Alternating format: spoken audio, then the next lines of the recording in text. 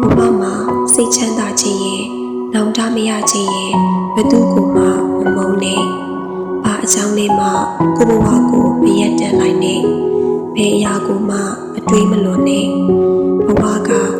လူချင်းမုန်းနေဖို့အတွက်အချိန်မရှိတော့အောင်တိုးလွန်ပါတယ်။တွေးဆုံမှုတိုင်းမှာ expire date ရှိတယ်။အရွယ်ရောက်လာရင်ကိုမိဘအိမ်မှာတော့ကိုကဧည့်သည်ပြန်ဖြစ်ရတယ်။အမြဲအတူမရှိနိုင်ဘူး။မောင်နှမတွေအားလုံးအတူဆုံဖို့မဖြစ်နိုင်တော့ဘူး။ကျောင်းလုံးကတငယ်ချင်းတွေနဲ့အဆက်အသွယ်မရတော့ဘူး။သိချစ်ခဲ့မှုတဲ့လူတစ်ယောက်ကလည်းကိုလန့်ကိုရှောင်နေတယ်။ဘသူနဲ့တွေ့ခဏပဲ။ရှေ့ဆက်ကိုရင်ချစ်ချင်းမြတ်တာလည်းမကယ်နိုင်ဘူး။ခွဲရဖို့အချိန်တည်းရင်လို့ဆန်လို့မရဘူး။တွေးကြဆုံကြတော့မှဒီခန့်စိတ်ကိုချင်းစာစိတ်ထားပြီးချစ်ခင်ခင်နေကြရမှာဖြစ်တယ်။စကားတစ်ခုကိုအထအနာကောက်ပြီးရက်ဖြစ်ကြဖို့မာနတွေထားပြီးမုန်းနေကြဖို့အချိန်မရှိဘူး။ခွဲခွာခြင်းကမကြခင်ရောက်လာမှာပါပဲ။ဝေးပြီးမှနောင်တမရအောင်အမတ်တရကောင်းတွေသာချန်ထားပြီးကောင်းမွန်ပဲခွဲခွာပါ။ဘာကြောင့်လဲမှကိုယ့်ဘဝကိုမရက်တန်နိုင်နဲ့။လူတစ်ယောက်ကိုချစ်လို့ရတယ်။ကိုတိုးတက်ကြောင်းလုပ်နေတာတွေကိုရက်တန့်စရာမလိုပဲချစ်ပါ။ကိုတက်လန်တွေမှာသူ့ကိုဝေမရှုံစေနဲ့။သူ့တက်လန်တွေအတွက်အနောက်အရှက်ပေးမဲ့သူမျိုးလေးမဖြစ်စေနဲ့။ဘာကြောင့်ဖြစ်နာကျင်လို့ရတယ်။ဒါပေမဲ့ကိုဘဝကိုရက်တန့်ပြီးအချိန်ပေးပြီးတော့မနာကျင်နဲ့။နာကျင်နေလေလူစရာရှိတာကိုတော့ဆက်လုပ်သွားရမှာပဲဖြစ်တယ်။ကိုရှိစေခြင်းသူကကိုအနာမရှိနိုင်တော့တိုင်းဘဝကရက်ပြစ်လိုက်ရမှာမဟုတ်ပဲဒီတိုင်းဆက်သွားနေရင်ကအခြားလူသစ်တွေနဲ့ထပ်တွေ့ပြီးထပ်အဆင်ပြေလာရတာကဘဝပဲမဟုတ်လား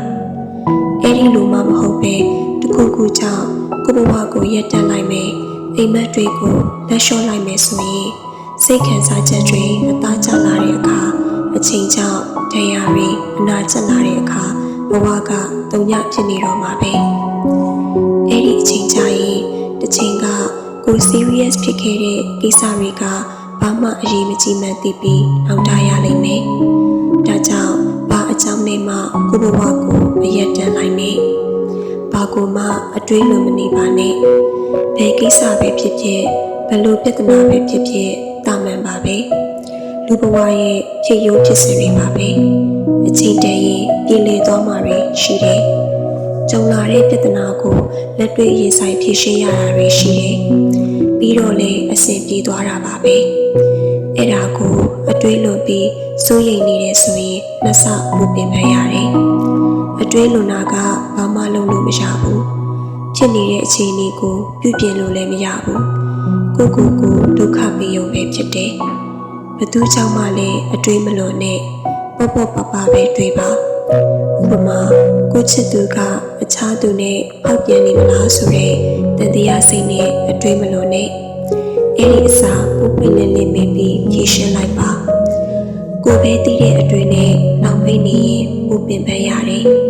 တခါတလေမှာဘာမဟုတ်တာလေးနဲ့တန်တရားတွေများပြီးအတွေးလိုပြီးစိုးရိမ်နေတာတွေလည်းဖြစ်တတ်တယ်အတွေးလိုမလို့ဖြစ်မဲ့ကိစ္စကဖြစ်တာပါပဲဖောက်ပြန်ခြင်းသူကလည်းဖောက်ပြန်ပါပဲ